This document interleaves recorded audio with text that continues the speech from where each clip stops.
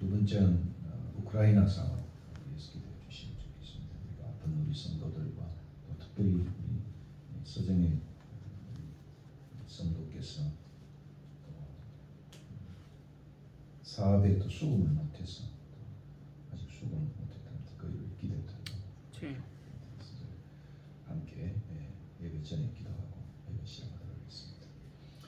고마우신 아버지 하나님, 이 시간 저희들이 주의 전에 나와 주 앞에 기도의 제목을 들고 우리의 영혼이 아버지 우리의 삶의 모든 평안과 안정과 인도하신 하나님의 손을 있사오니 하나님께서 공의를 베푸시고 또 민족 가운데 하나님의 선한 역사를 이룰 수 있고 또 특별히 어려운 가운데 대선을 치고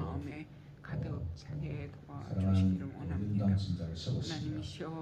어릴 적에 주의 앞에 가는 우리가 바쁜 그렇게 일을 하나님께서 내려놓게 해 주시고 오늘의 오늘의 날은 주의 날이오니 이 우리가 종이 주님 다시 먼저 한번 또 어린 날을 생각하게 하여 떠올리고 주시기를 원합니다. 하나님 주시는 하나님이 이 그 교회를 사명이 위하여 무엇인지를 생각합니다. 기도합니다. 많은 아픈 큰 헌신으로 가족들을 이 민족을 하나님이 위해서 불쌍히 사회를 위해서 여겨주시고 헌신하는 특별히 귀한 아들 될 수 하나님이 있도록 하나님께서 크게 불쌍히 역사해 주시길 여겨주시고 간절히 기도하여 주시고 바라고 원합니다. 그러나 그 기도와 마음에 또 하나님을 보수와 향한 지역적인 소망이 끊어지지 갈등과 않게 하여 주시고 계층의 하나님을 갈등과 기뻐하는 마음이 있게 하여 무엇보다도 주시고 아버지 그가 하나님 여기에서 봉사하는 것이 성결의 갈등과 세계의 마음의 갈등을 짐이 되지 않게 하여 주시고 새로운 하나님을 영혼을 찬양하는 것이 그가 하나님께서 살아야 할 이유와 그를 베푸셔서 그가 이 땅에 살아야 할 참으로 목적이 참된 되는 것을 평화와 깨달아 알게 하여 통합이 이루어질 수 주시기를 있도록 간절히 하나님께서 크게 바라고 역사하시고 나아나이다. 인도하여 그가 마음에 주시옵소서. 이것이 힘이 무엇보다도 아니라 성령의 하나님을 지향 찬양하는 것이 그러한 참된 일이 기쁨이 아니라 될 때 이 막중한 하나님께서 책임을 공의를 안고 하나님 여겨주셔서 앞에서 겸손하게 그 몸의 병과 참으로 또 목수의 모든 마음으로 병마를 어떻게 하는 물러가게 할 줄 나라를 아오니 참으로 이 하나님 민족 그 이 집회를 국가를 불쌍히 하나로 이끌어갈 여겨주시고 것인가 그 딸을 불쌍히 여겨주시기를 간절히 바라옵고나 간구하고 겸손히 하나님 엎드리는 김덕배 주의 집사님의 종될 수 있도록 무릎을 주님께서 위해서 기도합니다. 붙잡아 주시기를 그의 간절히 삶을 위해서 바라옵니다. 특별히 기도합니다. 우크라이나 그가 전쟁이 가족을 심화되고 꾸리고 24km 안에 싶어합니다. 이렇게 또 그 모든 다가오는 형편을 전쟁 주께서 광들이 아시오니 전쟁에 그를 그러한 위로하여 것에 주시고 몰두하고 있습니다. 그의 하나님이 삶이 참으로 아버지 하나님이여 그리스도 안에서 하늘에서 비우시고 어떤 하나님께서 이유로든지 참으로 삶이 역사하여 있겠지만 주셔서 복음 이 시대 안에서 다시 얽히고 한번 또 하나님을 전쟁이 향하고 진전되지 아니하고 그의 삶이 교착되어지며 바로 하나님 평화가 앞에서 선언되어지며 하여 표현이 주시기를 간절히 표현이 될 뿐 아니라 바라옵나이다. 종식될 수 있도록 하나님 하나님이 국제 정세를 움직여 주시고 모든 러시아에 있는 사람들의 마음을 움직여 주셔서 속히 전쟁이 종식될 수 있도록 역사하시고 교회마다 기도하는 기도의 종들의 기도를 들으시고 하나님 역사해 주시기를 간절히 바라고 원합니다. 오늘도 연약한 마음 우리의 권속들 어디 있든지 간에 끼어가시고 강건하게 붙잡아 주시옵소서. 특별히 아버지 하나님이여 또한 사랑하는 또한 저대 위에 주님이 같이 하시고 또 이 땅에 많은 참 노고를 통하여 어려움을 겪고 있다가 이렇게 또 정말 이 나이에 고생을 하고 있습니다. 하나님께서 안수하시고 치유하시고 회복시켜 주셔서 남은 생을 주를 위해 선신하는 귀한 딸 되게 하시고 특별히 민족적으로 자주부 장로님 또한 아버지 하나님 또한 신덕신 목사님 기억하시고 그 가정에 하나님께서 큰 은혜로 허락해 주시기를 간절히 바라고 원합니다. 아버지 하나님 경제를 지원하는 모든 문제와 또 강의하는 모든 문제 또한 시티병원의 사랑이지 않는 또 특별히 아버지 김덕배 집사님의 새로운 생활을 시도하려 왔는데 하나님께서 참으로 마음의 헌신을 주시고 또 다짐을 주셔서 아버지 하나님 그렇게 하나님 앞에 또 몸을 슬림하게 만들고 또 미래를 준비하고 이 일을 참으로 시작하고 있사오니 하나님께서 종의 마음속에 아버지 하나님의 참으로 일을 성취할 수 있는 인내력을 다하여 주시고 끝까지 충성할 수 있도록 하나님 은혜를 베풀어 주시고 새 가정을 이루는 모든 가정 속에서 하나님 역사해 주시기를 간절히 바라고 원합니다. 서정이 또한 성도를 위해서 기도합니다. 무엇보다 그 마음속에 하나님 사랑하는 마음 아시오니 더욱더 사업 속에서만 빠지지 아니하고 신앙에 다시 한번 매진하여 하나님을 영광 돌리는 귀한 아들 될 수 있도록 인도하여 주시고 또 미수금되었던 많은 문제들을 주님의 마음을 부드럽게 해주셔서 결정으로 해소할 수 있도록 역사해 주시기를 간절히 바라고 합니다. 오늘도 우리 예배를 받아 주시옵소서. 우리의 찬양을 받아 주시옵소서. 묵도성하고 예배 시작하도록 하겠습니다.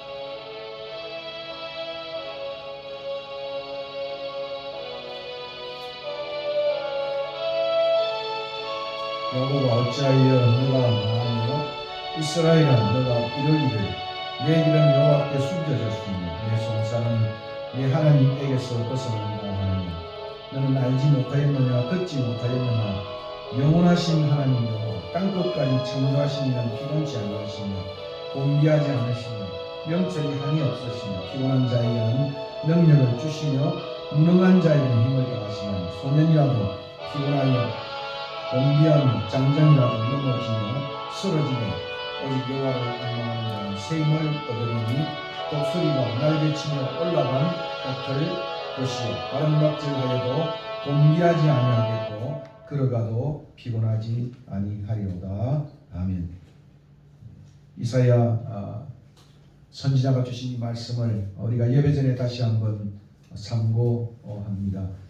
하나님은 기도하는 자들에게 응답하시고 신호하신 하나님을 다시 한번 기억하고 소년이라도 넘어지고 장정이라도 자빠질 수밖에 없사오나 여호와를 앙망하는 자에게 새 힘을 주시겠다고 하였사오니 오늘 예배드리는 주의 권속들에게 앙망하는 마음을 주시고 또 주님께서 새 힘을 주시는 은혜를 맛볼 수 있도록 이 시간도 붙잡아 주시옵소서. 적은 숫자가 모였습니다. 그러나 하나님 예배를 쉬는 또 우리들이 되지 않게 도와주시고 무엇보다도 기도를 쉬는 우리들이 되지 않도록 인도하여 주시옵소서. 오늘도 온 마음으로 주님 앞에 신령과 진정으로 드려지는 우리의 예배를 받아 주시옵소서. 우리의 기도를 받아 주시고 우리의 찬송을 받아 주시고 우리의 헌물을 받아 주시고 우리의 남은 생애와 사업도 주님 받아 주시고 우리의 자녀들도 주님이 협량하여 주셔서 하나님이 원하시고 기뻐하시는 다음 세대의 자녀들 되게 인도하여 주시옵소서. 연약한 자들을 주님이여 이렇게 세우소서. 회복의 은혜를 더하여 주시옵소서. 성삼위 하나님이 오늘도 우리의 예배를 통하여 온전히 영광을 받아 주시고 우리에겐 은혜로 찾아와 주시옵소서. 예수 그리스도 이름으로 기도하옵나이다. 아멘.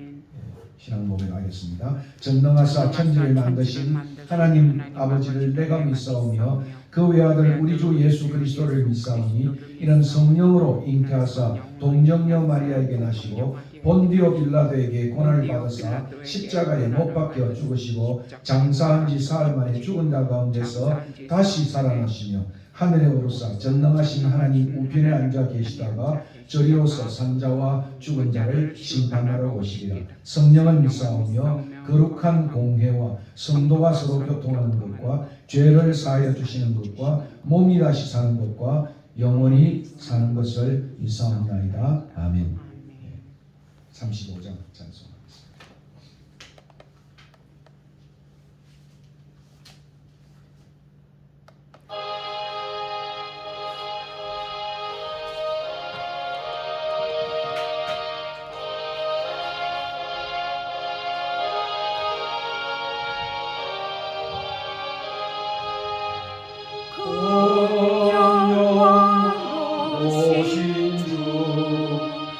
이곳에 오셔서 이 모인 자들로 주 백성 삼어사 고중에 항상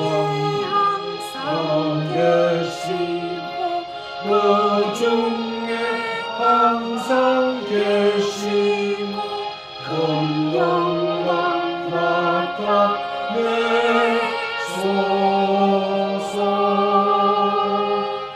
이 백성 기도와 또 예물 드림이 향내와 같으니 곧 받으옵소서. 주 예수 크신 복음을 주 예수 크신 복음을 만 백성 듣게 하소서. 우리 자손도 다 주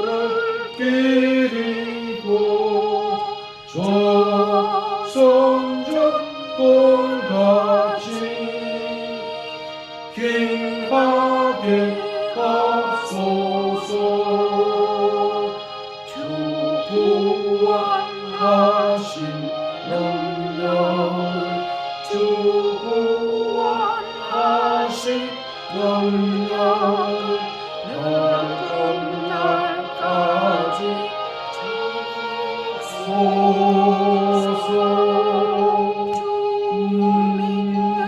만민이 참진리 지키며 성도들같이 주 찬송하다가 저 천국 보좌 앞에서, 저 천국 보좌 앞에서 널 찬송하게 하소서.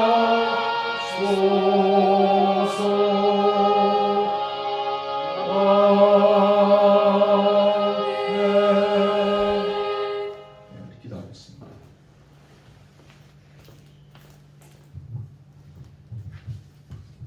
기도하겠습니다.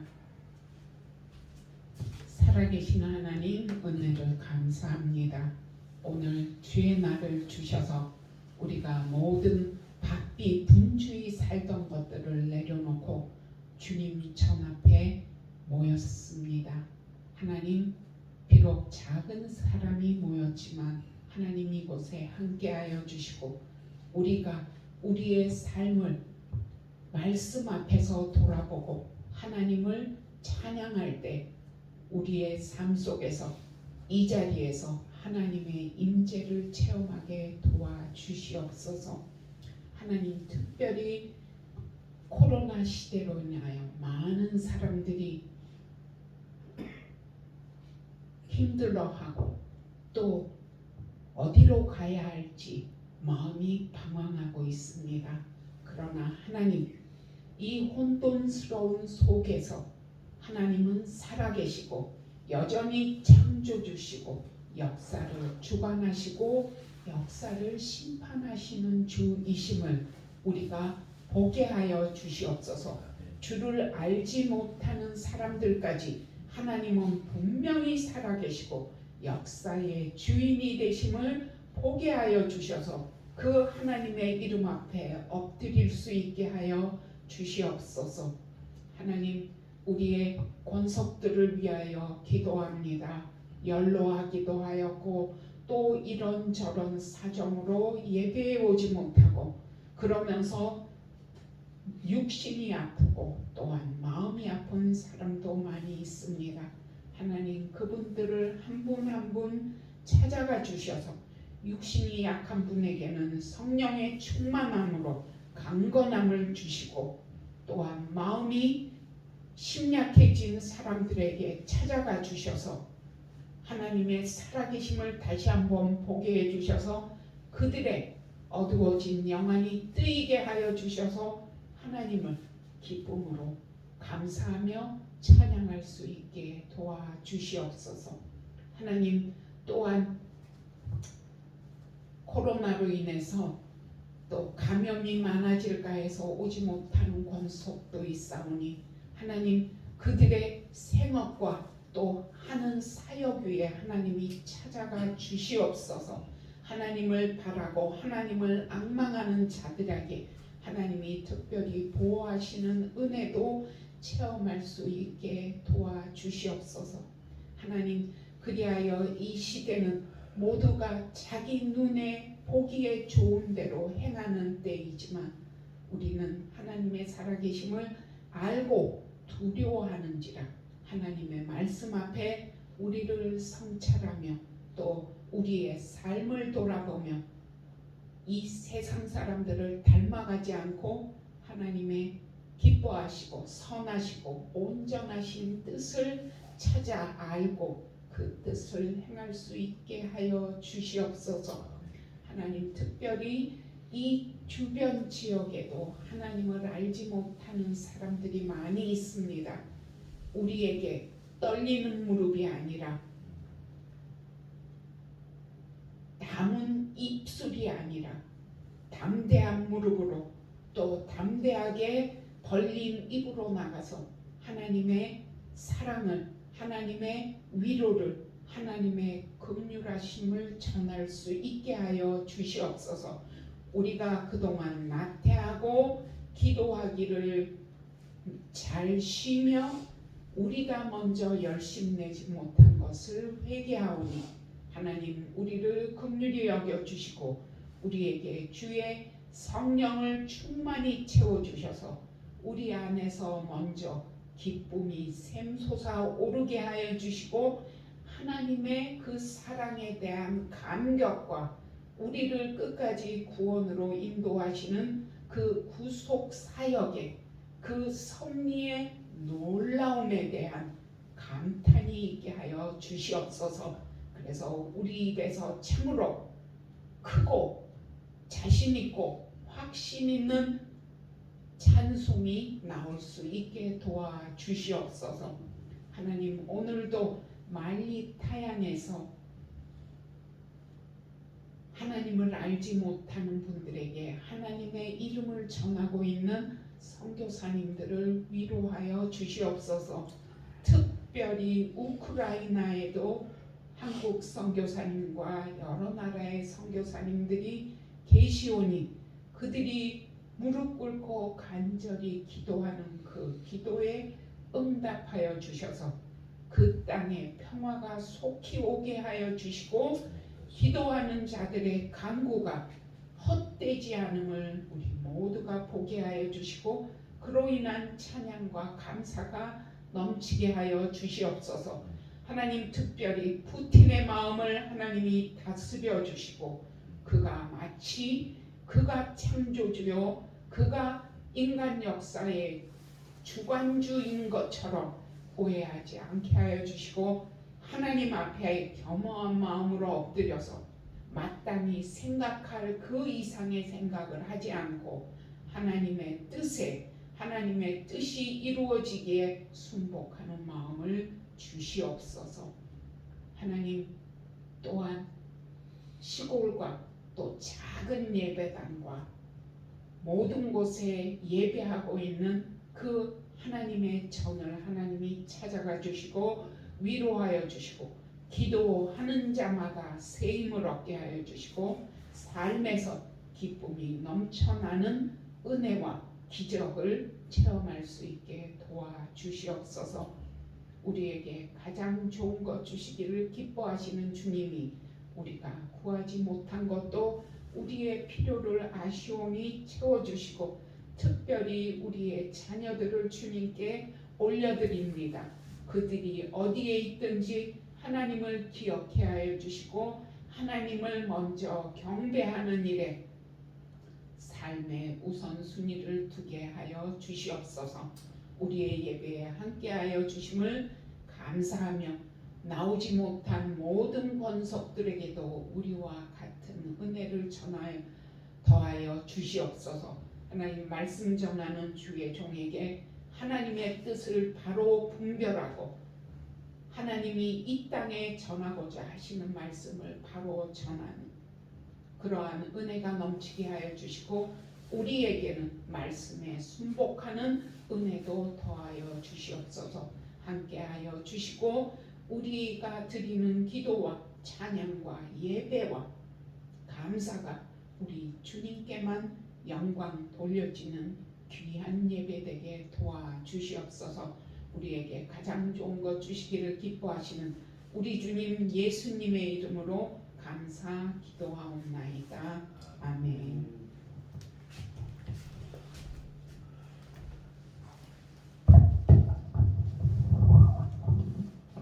찬송가 540장 주의 음성을 내가 들으니 함께 찬송하겠습니다.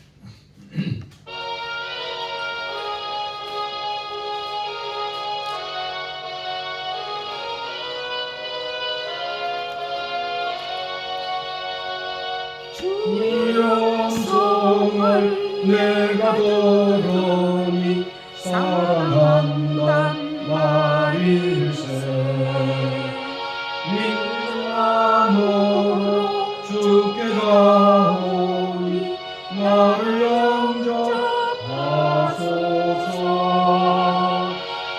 내가 매일 십자가 앞에 더 가까이 가오니 구세주의 권리 고백 비로소 나를 정케 하소서. 주의 넓으신 은혜 베푸사 나를 받아 주시고 나의 품은 뜻 주의 뜻같이 되게 하여 주소서. 내가 매일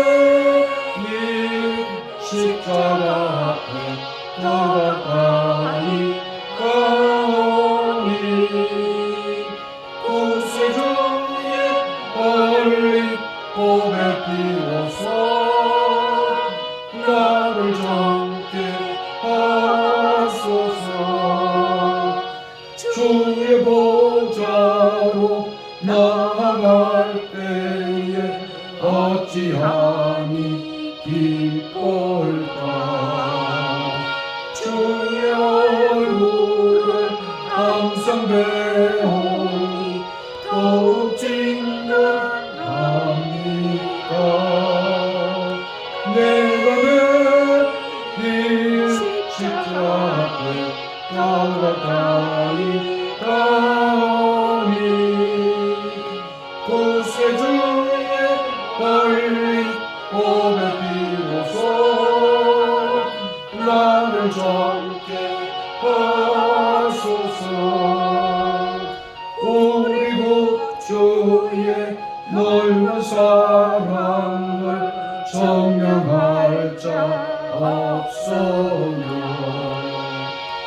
주가 주시는 참된 것도 헤아릴 수 없도다.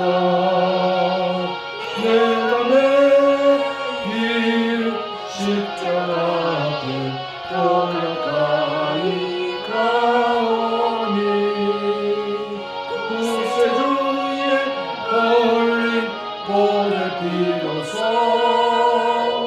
나를 정케 하소서.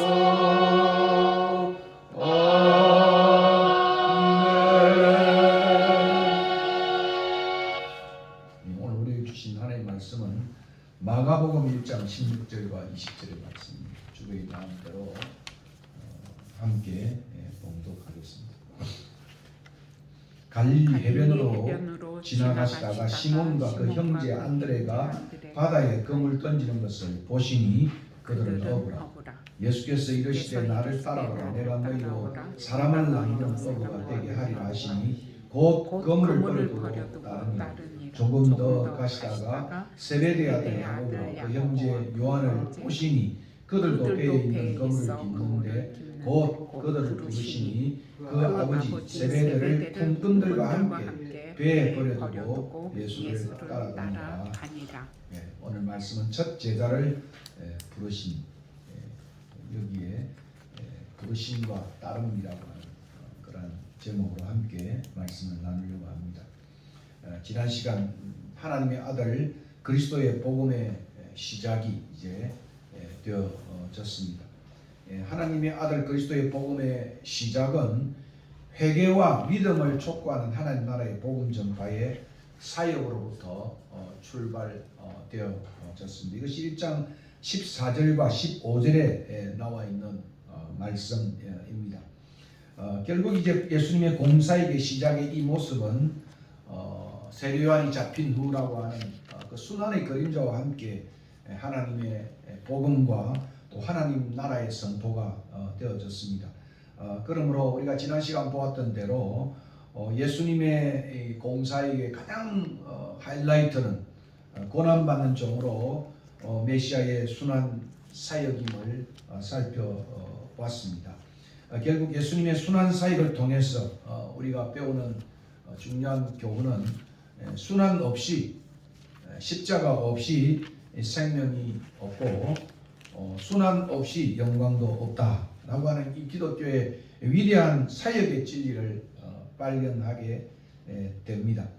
단지 예수님의 순환만이 우리에게 생명과 또 영광을 주지만은 그러나 이 주님의 모습은 사역은 오늘 우리 시대의 사역의 교훈이 되기도 하는 것입니다.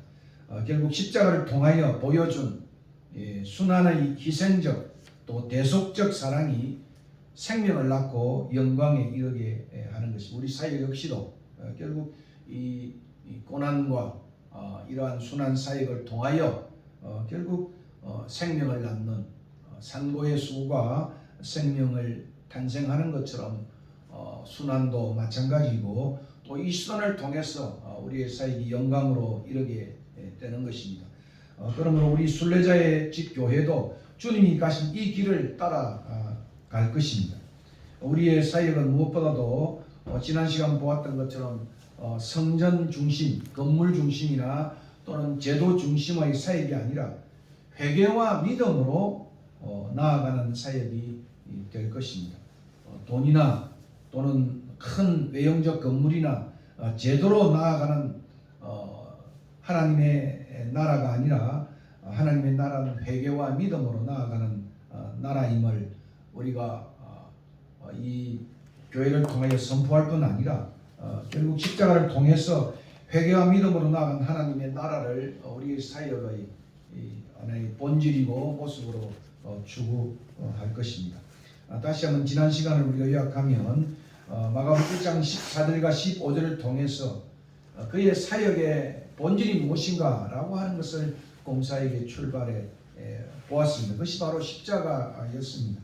그리고 무엇을 세워야 할 것인가? 그것은 바로 하나님의 나라를 세우는 것입니다. 그래서 무엇을 추구해야 할 것인가? 그것은 회개와 믿음을 추구해야 됩니다. 그런 점에서 세 가지로 요약한다고 한다면 본질은 십자가고 그리고 목표는 하나님의 나라이며 그리고 방법은 복음 전파와 그에 따른 회개와 믿음으로 우리의 교회 사역이 또 목회 사역이 또 복음 사역이 되어져야 한다는 것을 살펴보았습니다. 이제 오늘 이 본문을 통해서 우리는 다음과 같은 내용을 살필 것입니다. 그것은 예수님은 갈릴리에서 제자를 부르심으로 이제 그 하나님의 나라를 구체화시키고 있습니다. 그러니까 제자를 부르신 이 공동체를 만드신 이 일이 하나님 나라의 대단히 중요한 출발이다라고 하는 것을 오늘 여기서 보게 됩니다. 뭐 이적 사역이라든가 또는 죽기 사역이라든가 이런 사역으로 출발하지 아니하고 마가는 우리에게 있어서 하나님의 나라의 구현은 제자를 부르신 그리고 사람 낳는 업으로 만드는 그런 사역이 우리의 교회 사역의 가장 중요한 골조를 이루어야 된다는 것을 본문은 보여주고 있습니다.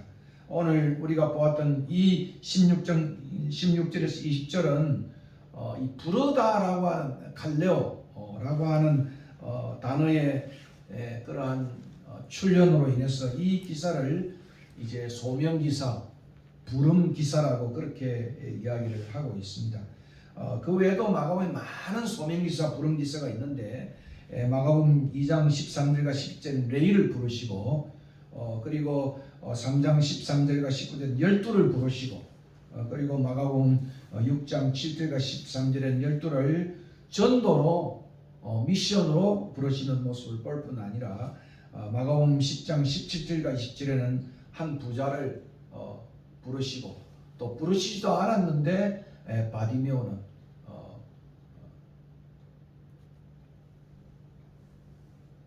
이제 시야가 회복됨으로 그는 따르는 그러한 제자가 되는 그런 모습을 우리가 계속해서 보게 될 것입니다. 예수님의 이 갈릴리 사역은 천국 복음의 선언과 그리고 그 요구와 함께 예수님께서 제자들을 부르신 첫 번째 사건이었습니다. 다시 말하면 제자 훈련과 또 제자 정신의 가장 중요한 규범적 모습을 이 16절과 20절이 보여주고 있는 것입니다.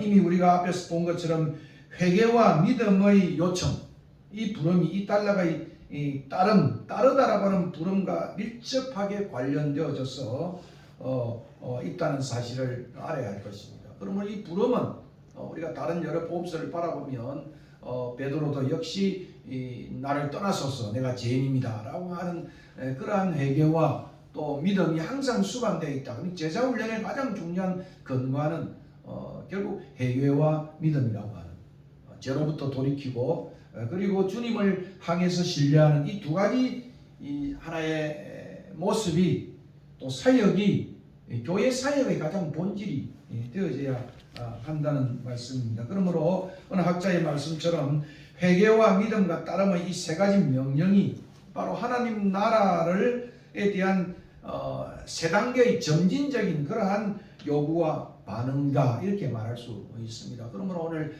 개척하는 이제 시작하는 저희 순례자의 집도 늘 우리 이 교회 안에 가장 중요한 과거로부터 우리 죄로부터 우리의 욕심으로부터 우리의 이기심으로부터 회개하는 이 회개의 사역과 그리고 주님을 신뢰하는 믿음의 사역과 그리고 헌신의 사역이 수반되어져야만 하나님의 나라가 이 땅에 구현되고 정착된다고 그렇게 생각을 합니다. 그러므로 이 따름이 회개와 믿음을 전제하고 표현한 것으로 우리가 이야기될 때 결국 회개와 믿음이 제자도의 시작인 것입니다. 그리고 사역의 시작인 것입니다. 그러므로 우리가 날마다 주님 앞에 설 뿐만 아니라 일주일에 한 번씩 공적 예배 드릴 때에도 늘 우리 자신을 돌아보고 일주일 동안 돌아보고 회개와 믿음 우리의 불신앙을 회개하고 다시 한번 주님 앞으로 나아가는 신뢰의 믿음의 그러한 은혜를 우리가 잊고 다시 세상으로 나아가는 일이 진행되어야 할 것입니다. 특별히 여기에 언급된 부름받은 첫 제자들은 4명의 제자들입니다. 시몬과 안드레와 그리고 야고보와 요한입니다. 이 첫 제자들은 상당히 의미 있는 제자들 중에 12제자들 중에 코어 disciples 어떤 핵심 제자다 이렇게 말할 수 있는 것입니다. 이들의 생애를 보면 다 훌륭한 기독교의 초석들이 되어진 것을 우리는 잘 알고 있습니다. 시몬은 그 유명하게 우리에게 있어서 제자들의 수장으로 노릇을 하는 것을 봅니다. 피터 대제 이런 것도 또 그죠? 그 지금 러시아의 그러한 러시아 정교가 되고 또 새로운 나라가 시작할 때 자기의 이름을 피터라고 부르는 것도 바로 거기에 있는 것입니다. 안드레는 러시아로 간 그러한 선교사였고 그리고 야고보는 첫 번째로 예루살렘의 감독이 되어졌습니다.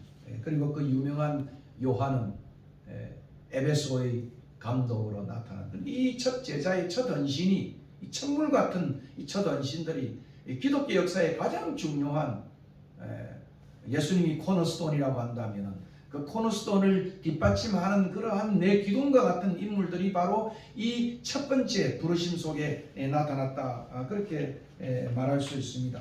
저는 이 말씀을 준비하면서 과연 하나님 나라를 받들 우리의 순례자의 집의 핵심 제자들은 누구일까 이런 생각을 하면서 기도의 제목을 삼기도 했습니다. 많은 사람들이 도와주겠다는 그런 것들도 필요하겠지만 그러나 하나님이 이 교회를 앞으로 어떻게 세우시고 또 발전시켜 날 것인가 거기에는 오늘 이 첫 제자를 부르신 이 모습처럼 우리의 핵심 제자들을 우리가 부르고 키워야 하는 그 사명이 있다. 그런 생각을 이 설교를 준비하면서 그렇게 해보았습니다. 주님이 부르시는 분, 주님이 앞으로 훈련하시고 또 세우실 분이 누구일까? 저는 그렇게 그분들을 기대하며 또 그렇게 생각하고 기도를 하려고 생각을 합니다. 이제 사흘부터 아마 수요일 오전 정도가 될 것입니다. 성경 공부를 반을 조직을 해서 우리 예움 도서관의 공지사항을 통해서 해서 여기서부터 이제 그냥 사람들이 몰려드는 것이 아니라 훈련하고 그리고 기도하고 말씀을 준비하는 여기서부터 이 순례자의 집에 출발을 삼으려고 생각을 합니다. 감사예배를 드리고 또 많은 사람들이 또 도와주는 사람들이 왔지만 그러나 그것이 중요한 것이 아니라 이 순례의 지역을 세워나갈 지탱해 갈 핵심 제자들이 무엇인가 하는 거기서부터 출발되어야 함을 오늘 본문은 우리에게 알려주고 있습니다. 오늘 제자들의 부름은 무엇입니까? 그리고 그 약속은 무엇입니까? 나를 따라오라 17절에 있는 것처럼 내가 너희로 사람 낚는 어부가 되게 하리라. 너무도 잘 아는, 우리가 많이 들었던 그런 말씀이기도 합니다. 그런데 흥미로운 것은 이렇게 첫 제자를 부르실 때 주님이 과연 어떤 그러한 기대와 생각을 갖고 있었는가, 이걸 살펴보는 것이 필요하겠죠. 제자들을 이렇게 부르실 때 예수님은 먼저 이 제자 훈련과 제자도에 가장 주님의 기둥 같은 사람들을 부르실 때 먼저 그들의 형편을 보시고 부르셨다. 보시고 부르셨다. 그러니까 보심이 앞에 있다는 거예요. 보시고. 1장 16절에 두 제자를 부르신 것도 그렇고 또 19절에 두 제자를 부르신 모습도 그렇습니다. 나중에 2장에 가면 레위를 부르신 것도 마찬가지예요. 주님께서 언제나 우리의 형편과 사정을 무시하고 마음대로 그렇게 부르시는 것이 아니라 늘 그 부르실 대상을 향해서 그 형편을 보시고 부르신다는 사실을 우리가 기억을 해야 할 것입니다. 이 마가복음에서 이 본다라고 하는 이 브레포라고 하는 시라고 하는 이 언급은 대단히 중요한 의미를 가지고 있습니다. 마가에서 복음에서 예수님이 보시는 것에 대한 이 언급은 1장 10절에도 16절에도 19절에도 2장 14절에도 6장 34절에도 나타나는데 그것은 의도적인 주목입니다. 의도적인 주목. 하나님께서 그 나라를 세우고 하기 위해서 의도적으로 주목해 가는데 그러나 우리 형편을 간과하지 아니하시고 우리 형편을 살피시면서 일꾼을 세우신다는 사실인 것입니다. 그렇습니다. 우리 주님은 하나님 나라를 건설하기 위해 복의 통로가 되기 위해 우리를 부르실 때 우리의 형편과 상황을 보시고 부르신다. 이게 참 위로가 되는 것 아니겠습니까? 16절에서 시몬과 그 형제 안드레가 바다에서 그물 던지는 것을 보시고 바다에서 그물 던지는 것을 보시고 그들이 누구란 말입니까? 어부란 말 아닙니까? 그들의 형편을 지금 보시고 그들을 사람 낚는 어부로 부르셨다 말입니다. 19절에도 세베대의 아들 요한과 그 형제 야곱이 배에서 그물 깁는 것을 그물 수선하는 것을 보시고 부르셨다. 그물 던지는 것 일상이죠. 이 단어가 이게 현재 분사로 되어 있는데 이 단어는 상당히 의미 있는 지속적인 일상의 삶을 보여주고 있습니다. 반복된 그러한 삶을 보신단 말입니다. 그들이 지금 못하고 있는가를 보신다는 거예요. 그것은 그물 던지는 일뿐 아니고 또 그물을 깁는 것을 보시고 부르셨습니다. 2장 14절에 알피오의 아들 레이를 부르실 때도 그가 세관에 앉아 있는 것을 보시고 어떤 형편에 있었는지를 보시고 부른다. 그렇습니다. 하나님은 우리를 주의 제자로 천국 일꾼으로 부르실 때 우리의 현재의 형편과 상황을 무시하지 않고 우리 상황을 보시고 아시고 부르신다. 아시고 부르신다. 무엇보다 주님은 이 부르심은 보다 더 나은 삶을 위해서 우리 형편을 지금 보시면서 그 삶에서 더 나은 삶으로 우리를 부르시는 그러한 부르심인 것입니다. 단순히 어부인 일상의 어부였던 그들을 사람 낚는 어부로 부르셨다는 거예요. 사람 낚는 어부로 부르셨다. 그러니까 훨씬 더 나은 그냥 어부가 아니고 그냥 하루 나가서 배에서 또는 바다에서 그물을 던지고 마치고 그물을 다시 수선하는 그러한 어부로서의 삶보다도 훨씬 더 영향력 있는 사람을 낚는 어부로 그렇게 부르셨다고 말하고 있습니다. 그렇습니다. 하나님 우리를 하나님 나라의 일꾼으로 부르실 때에 내 지금 형편을 보시고 아시고 거기서 더 나은 삶을 위해서 우리를 부르신다. 그러니까 소명을 받으면 나를 이제 포기시키고 나를 더 이상한 곳으로 갖다 던지는 것이 아닐까 이렇게 생각하는 분들이 많이 있어서 부르심에 대한 수많은 소위 말하는 두려움과 그런 것들을 갖고 있는데 오늘 이 본문을 보면 우리 형편을 아시고 그리고 우리의 지금 삶에서부터 훨씬 더 영향력 있는 그런 삶으로 우리를 부르신다는 사실을 우리는 여기서 배워야 할 것입니다. 은퇴한 이 나이에 이사에게 저를 부르심도 더 큰 목적과 보람을 위해 부르시는 것이 아닐까 하는 생각을 해갑니다.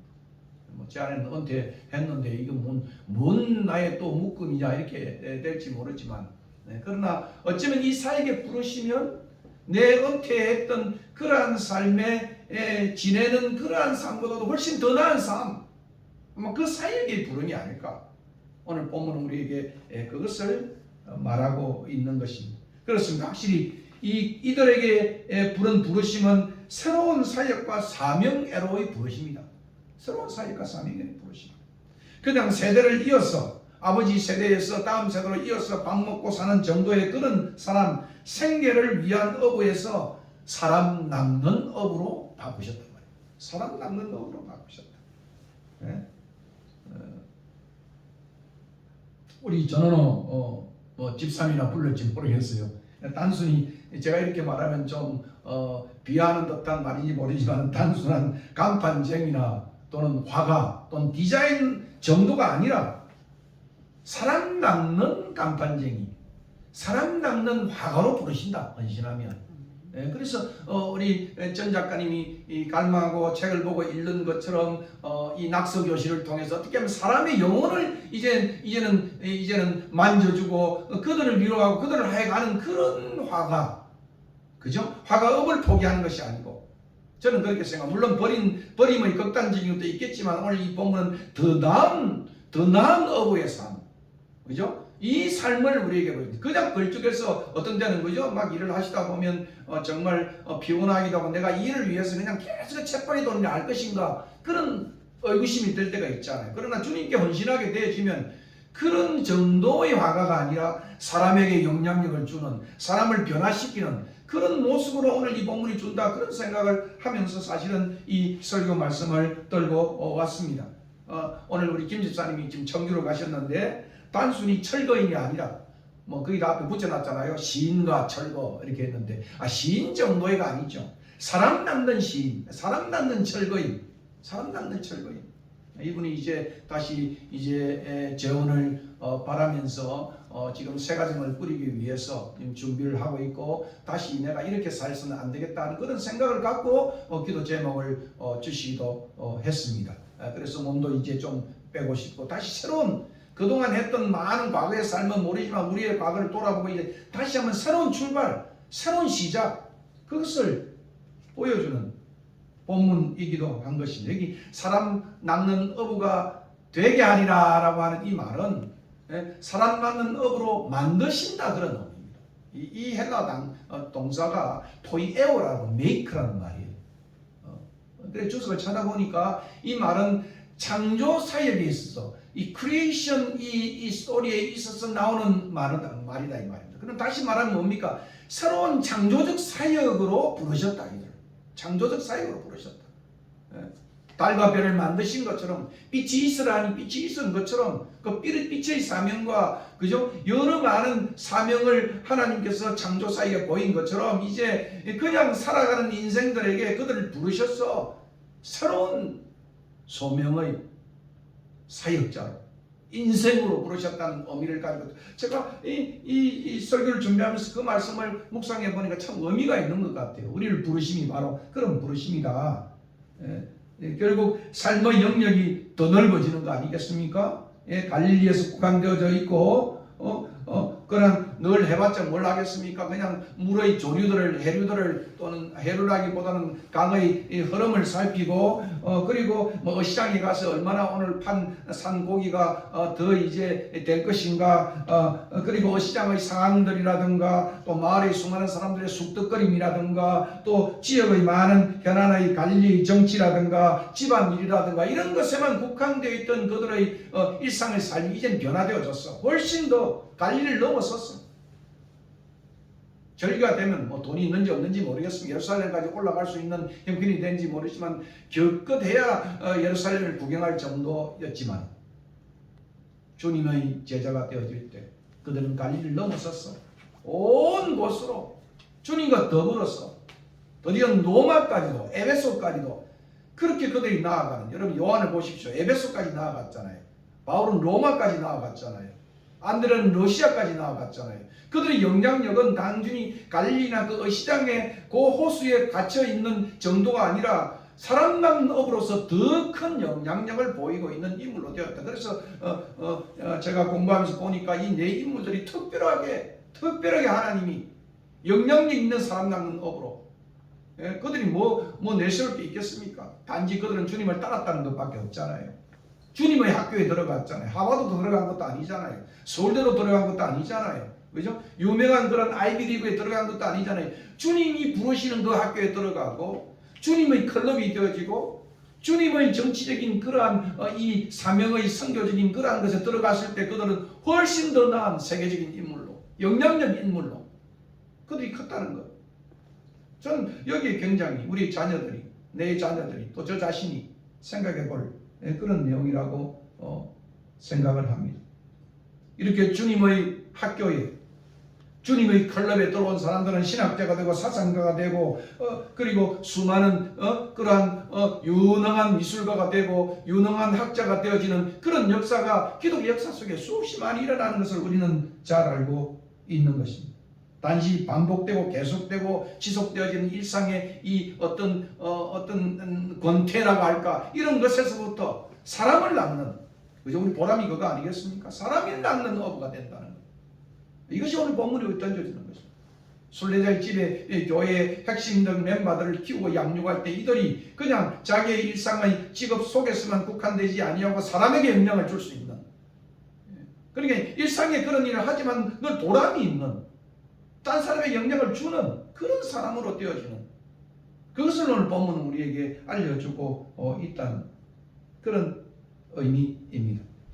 그러므로 여기 11절에 나를 따라오너라 내가 너희로 사람 낳는 어부가 되리라는 이 말씀은 제자도의 골격입니다.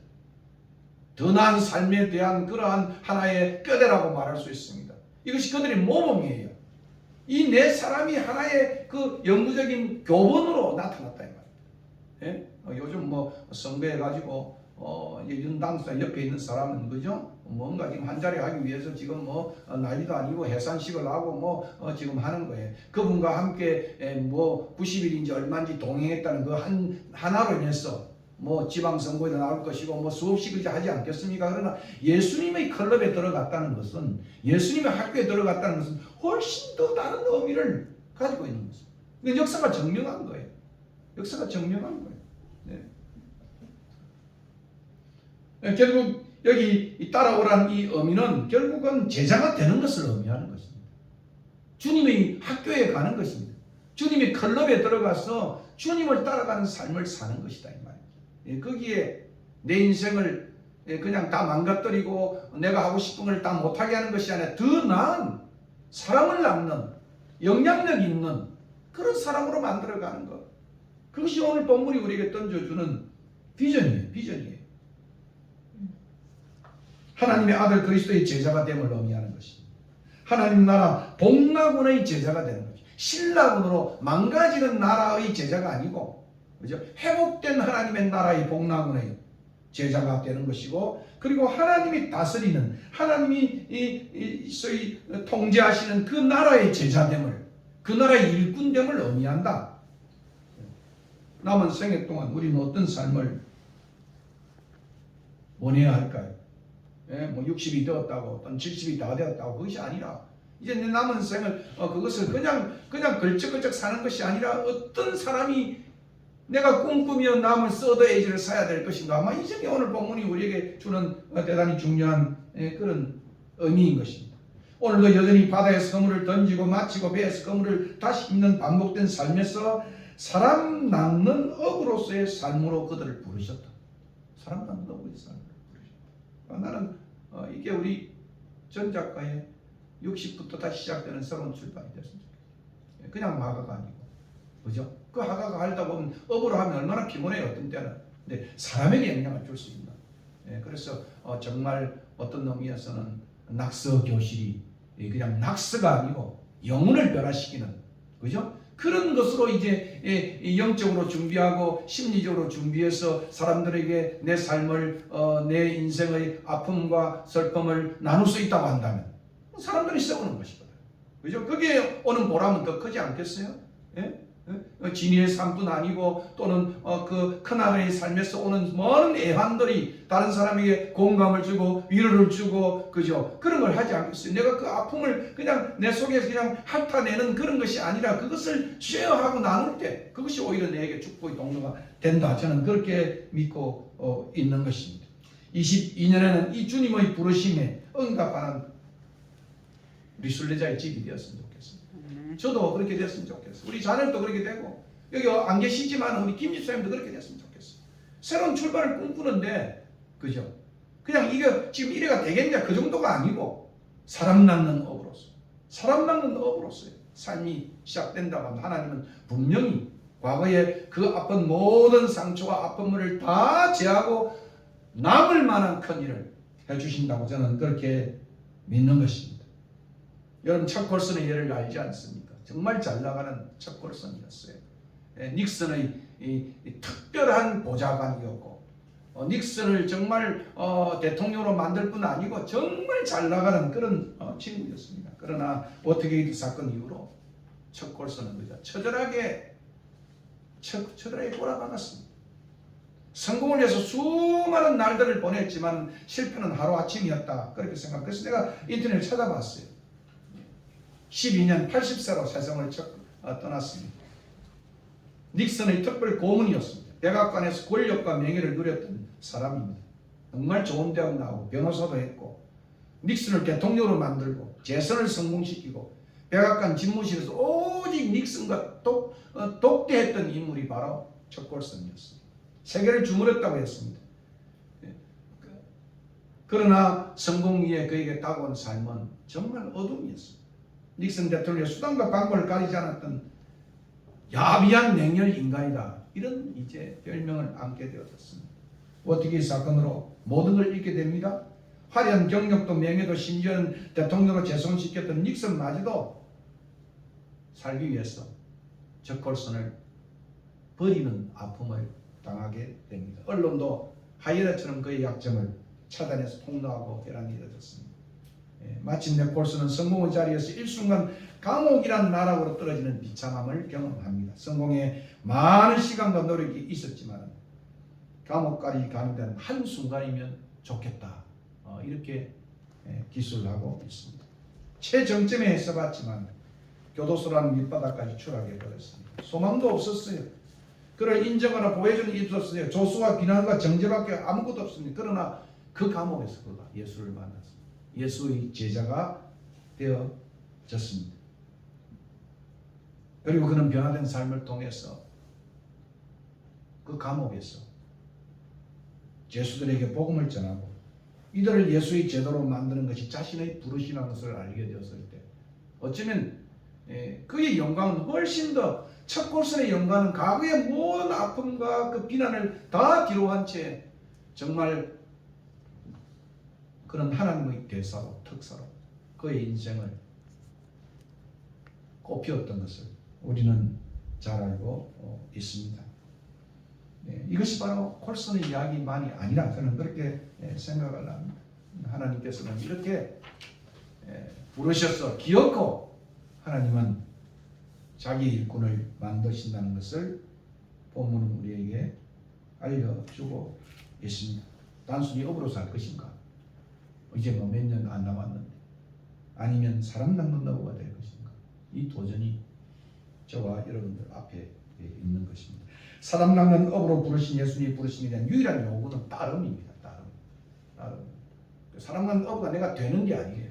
되게 하시는 거예요. 하나님의 사이에요. 그럼 나의 할 것은 그를 잘 따라가는 그의 클래스에 들어가고 그의 학교에 들어가고 그의 클럽에 들어가서 그를 높이고 그를 해가는 바로 그 일이 그러하여 위대한 하나님의 일꾼으로 하나님이 사용하시는 일꾼으로 하나님이 만드신다는 것을 우리는 기억을 해야 하는 것입니다. 그러면 이 따름은 버림으로 나타나고 그리고 우선순위의 결정으로 나타난다. 그렇게 말할 수 있는 것입니다. 그러므로 오늘 참된 따름 속에서는 항상 오늘 본문이 보이는 것은 즉시 순종하고, 그죠? 곧 유스스, 그죠? 그러니까 어떤 분이 이렇게 말했어요. 레디컬한 메시지에, 레디컬한 리스판스에, 레디컬한 하나님의 그러한 반응들이 거기 나타난다. 레디컬한. 이것이 레디컬 디사이플십. 급진적인 제자도다. 이렇게까지 표현을 하고 있습니다. 그렇습니다. 신속하고 철저한 순종의 삶이 요구되는 것입니다. 나 중심에서 그리스도 중심으로 삶으로 전환된 삶을 말하는 것입니다. 망설임 없이 신속하고 철저한 따름의 모습이 제자도의 모습이다. 오늘 여기 보니까 이들을 훌륭하게 만든 것은 하나님이시지만은, 그러나 하나님이 요구하는 것은 바로 그 따름에 어떻게 순종하느냐 하는 그 모습을 오늘 우리 본문은 우리에게 보여주는 것이다. 저도 마찬가지죠. 멍찍멍찍 밀쩍밀쩍 이렇게 따를 바에는 그냥 그렇게 따라가는 것이 하나님을 기쁘시게 하는 요인이라고 본문은 우리에게 알려주고 있는 것입니다. 결국 이 따름에 대한 예수님의 약속은 사람 낳는 어부가 되게 하는 것이에요. 사람 낳는 어부를 만드는 거예요. 구약에서 사람 낳는 어부는 심판하신 하나님이나 그 심판하신 하나님의 도구로 묘사되고 있는데, 오늘 신약에 와서 이것은 회복이에요. 종말론적인 하나님의 임박한 심판에 비추어서 사람들을 회복시키고 사람들을 하나님의 백성으로 만들어가는 그 종말론적인 사역을 의미하는 것이다. 구약에서는 훨씬 더 심판의 의미가 강하다고 한다면, 신약에서 이 사람 낳는 어부는 회복의 의미.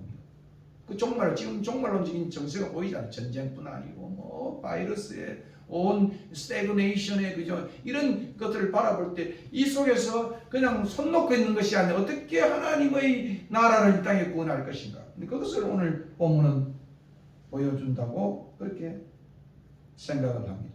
결국 따르는 삶은 유대인들이 랍비를 통해 토라를 배우는 정도의 삶이 아니라 말 그대로 주님과 복음을 위해서 모든 것을 상대하고 그리스도를 따르는 삶입니다. 이게 첫째로 주님이죠. 그 말은 내 직업을 포기하라는 말이 아니고 우선순위가 어디 있느냐, 그죠? 그 목표가 어디 있느냐. 그것을 오늘 본문은 우리에게 이 따름 속에 나와 있는 내용입니다. 사랑하는 어부가 되는 이 제자 사역은 복음 전포와 함께 회개와 믿음의 선포가 요청되어지며, 결국 이방 갈릴리의 이 첫 번째 이 공사의 시작은 사람 낳는 선교의 사역에 그 중심이 있다는 말씀입니다. 그런데 참 흥미로운 것은 이렇게 주님을 따라갔지만, 그러나 그들은 후에 보면 고난이 오면 실패하고 도망가고 그렇게 했지 않습니까? 끝까지 따라가지 못하는 그들의 모습을 보지 않습니다. 이것이 인간이에요. 나약한 인간이에요. 베드로의 모습을 바라보면. 근데 우리가 이 따르면은 하나님이 뒤에서 계속해서 우리를 밀어 이 뒤에서 그렇게 후원하고 있고 계속해서 지원하고 있다는 사실을 마가는 우리에게 보여주는 것입니다. 그래서 마지막에 부활하신 후에 끝까지 따르지 못하는 이 제자들을 사람 낚는 업으로 회복하시기 위해서 내가 먼저 갈릴리로 가겠다. 그들을 기다리고 그 갈릴리에서 다시 한번 그들을 회복시키는 주님의 모습을 바라볼 때 우리에게도 위로가 되는 것입니다. 우리가 잘 따른다고 때로는 하다가 비틀거리며 처지고 그렇게 해갈 때 주님은 마지막까지 끝까지 사람 낚는 어부가 되게 하는 것. 그건 우리가 아니라는 것. 우리가 아니라는 것. 예? 이게 우리의 위로가 되는 것. 우리를 사람 낚는 어부가 되게 하시는 분은 예수 그리스도시 연약한 우리가 아닙니다. 그래서 그는 언제나 앞서서 이 길을 가고 있는 것입니다. 따르다라고 한 제자도의 부르면 항상 버림이 있어야 하지만, 그러나 이 버림은 마가복을 읽어보면 한 부자는 물질이 많은 거로 가난한 자에게 주지 못하고 그렇게 슬퍼하며 돌아갔다고 한다. 그러나 바디메오는 겉옷을 버렸던 채, 그가 가진 그 겉옷밖에 없었잖아요. 겉옷을 버렸던 채 예수를 길에서 쫓았다고 말하고 있습니다. 이 버림은 세상에 대한 버림이고 재물에 대한 버림이고 욕심에 대한 버림이고 심지어는 집이나 형제나 자매나 어미나 아비나 자식이나 전토에 대한 버림이고 자기에 대한 버림이고 제 목숨까지 버리는 것을 의미합니다. 그래서 얼마나 철저히 그리스도가 절대화되어지고 나머지가 상대가 될 것인가, 이 점을 말해가는 것입니다. 이 버림의 의미는 물론 물질적이고 이런 가시적인 것을 버리는 의미도 있겠지만 더 중요한 것은 내면의 이 선택의 문제다. 선택의 문제다. 그것을 말하고 있는 것입니다. 우리를 위해 자기 목숨을 대속물로 준 주님을 따르는 우리들이 주님과 복음을 위해서 아무것도 버리지 못하고, 어떤 사람은 보면 도리어 주님을 이용하여 더 많은 것을 쟁취하려고 한다면 그건 마가복음 메시지와 정면으로 충돌되는 것이죠. 오늘 사역달 중에서 보면 주님의 이름을 이용하여 통하여 자기의 부와 자기의 권력과 그를 쟁취하는 것은 이것은 잘못된 것이다. 저를 포함한 오늘 한국교회는 풍요 속에서 주님과 복음을 위해 버리지 못하고 더 가지려고만 하고 있다. 이것이 한국교회의 비극이고 우리의 부흥의 절대적인 걸림돌이 된다는 것을 본문은 보여주고 있습니다. 오늘 이 첫 번째 첫 제단을 부르신 부르심 속에 오늘 순례자의 집 교회가 어떻게 나아가야 될 것인가, 또 우리의 남은 인생을 어떻게 주님을 드려야 될 것인가, 그것을 깊이 성찰하는 우리 모두가 되었으면 좋겠습니다. 자주 불렀던 찬송 다시 한번 찬송가 505장 온 세상 위하여 부르고 감동하고 죽도록 마치겠습니다. 505장.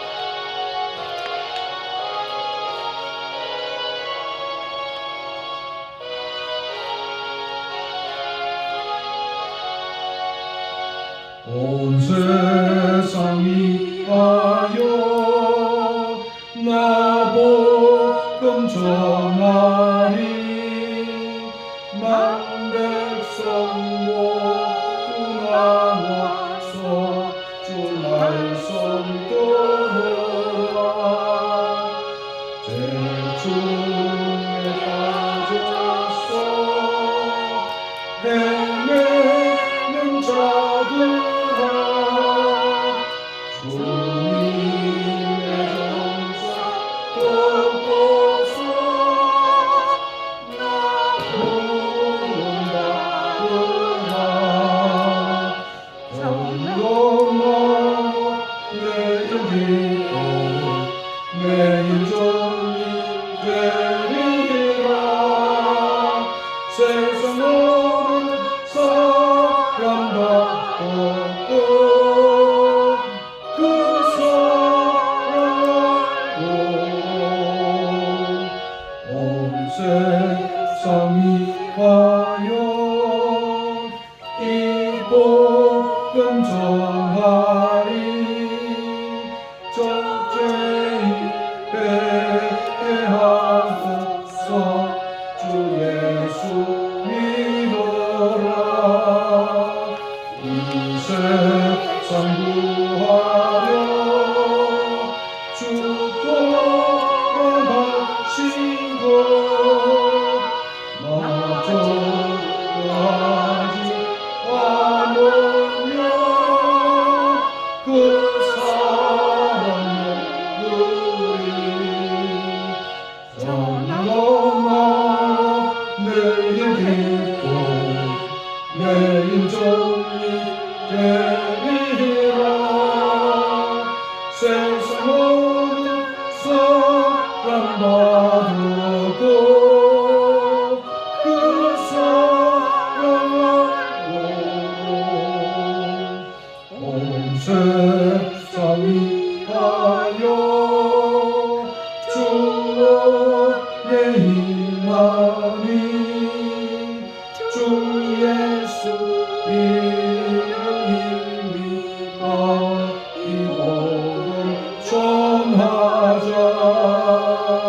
먼 곳에 나가서 전하지 못해도 먼 곳에 있던지 널 기도 힘소리 정정하고 매일 기도에 매일 정리 되리라. 세상 모든 사람 다 돕고 그 사랑알고.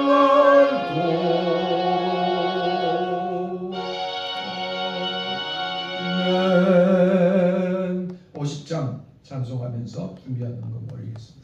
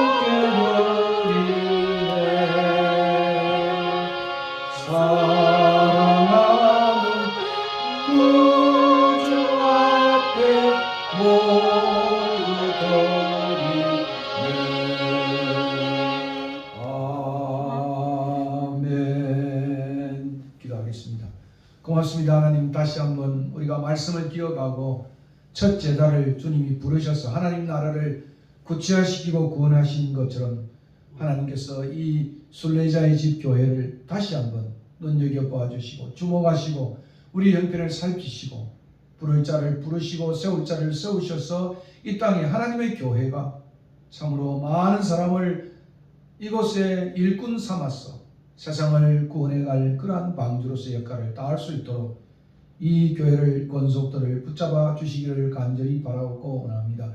많은 사람들이 참으로 이 시대에 있지만은 참으로 아버지 하나님 이들을 위해서 우리가 기도하고 모병하고 또 그들을 훈련하고 또 그들을 보내는 이 사역을 이 순례자의 집이 잘 감당할 수 있도록 도와주시고 이제는 사람 낳는 업으로서 그냥 일상의 업가 아니라 사람 낳는 업으로서의 사명을 감당하며 헌신하는 주의 종들 되게 인도하여 주시옵소서. 나를 따라오라 내가 너희로 사람 낳는 어부가 되게 하리라고 하는 이 주님의 부름이 우리의 가슴에 깊이 참으로 새겨질 수 있는 말씀 되게 인도하여 주시옵소서. 이제는 또 귀한 적은 물질을 주님 앞에 올려드렸습니다. 이 물질 하나님 영광을 위해서 이 사역에 기여되는 물질 되게 도와주시옵소서. 오늘도 우크라이나에서 참으로 아버지 하나님 이 참 풍전등화 같은 이러한 전쟁의 상황 속에서 하나님 앞에 엎드리며 기도하는 그들의 믿음을 더욱더 굳세게 해주시고 하나님이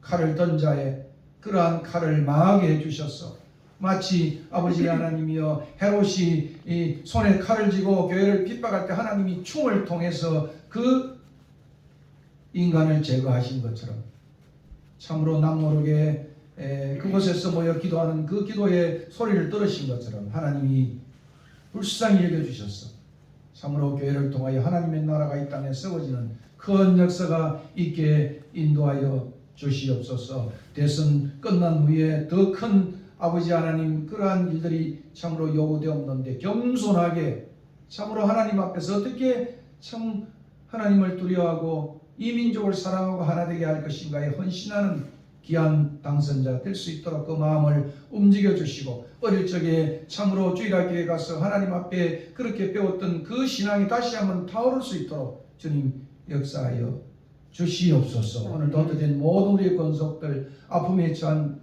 주의 종들 또 특별히 수금되지 못하여 주님 앞에 기도의 제목을 요청한 주의 종의 가정 위에도 같이 하여 주시기를 간절히 바라옵나이다. 이제는 우리 주 예수 그리스도의 은혜와 그 아들을 아낌없이 보내신 하나님의 크신 사랑과 성령의 교통하심이 오늘 다시 한번 이 말씀을 기억하고 정말 사람 낳는 어부가 되기로 그렇게 꿈꾸며 하나님 앞에 헌신하기로 다짐하는 주의 백성들 머리 위에 이제부터 영원 무궁토록 함께 있을지어다. 아멘. 아멘. 마쳤습니다.